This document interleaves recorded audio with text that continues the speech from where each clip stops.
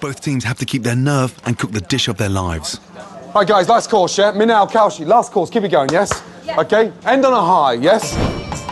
From their small deli attached to the restaurant in Bradford, Prashad serve a huge range of deliciously sweet Indian desserts, which Kaushi and Manal are attempting to modernise for their final dish they hope will win them this competition. We're making homemade Indian sweets. This sweet is a delicate, same time is a rich also. Gordon will definitely like it. He liked my food, so I'm sure he liked this one also.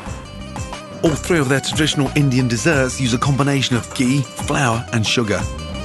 Either refined white or the Indian favourite jaggery, an unrefined sugar that is extremely sweet but extremely popular in Indian desserts. Sesame seed and jaggery get together very well.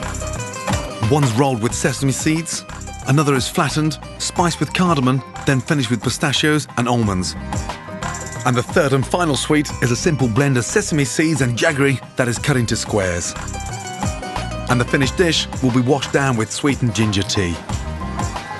In India, people how they drink the tea, half milk, half water, boiling up, put some ginger and sugar and keep boiling until it's really good taste.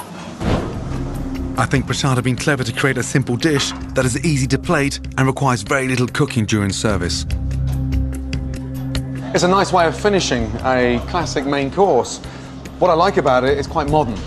And they've sort of taken a leaf out of Casimir's book there and thought, well, they're doing that with Italian food. I can do that with vegetarian Indian food. Clever. They look fantastic. But before I make my own mind up, I want to see what my experts and diners think of these modernised Indian sweets. I was quite excited the way they made them look almost like sort of little miniature petit fours. Yeah. They look very, very sweet. They look pretty, but they were just eye-wateringly sweet. Sometimes you get a sugar rush. This kind of gave me a sugar bash on the head, you know. I felt, yeah, it was just too much. Very different, but then they're quite traditional within themselves. So I thought that was a nice mixture of old and new and trying to mix it up a bit. I like the one at the end, which was the slightly harder one.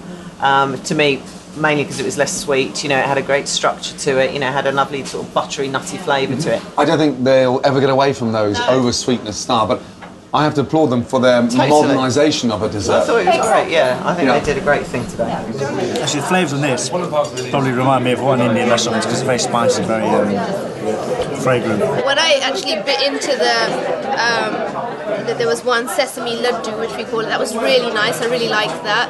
I don't like ginger tea at all, but I liked that ginger tea. It wasn't too gingery, if I must say so.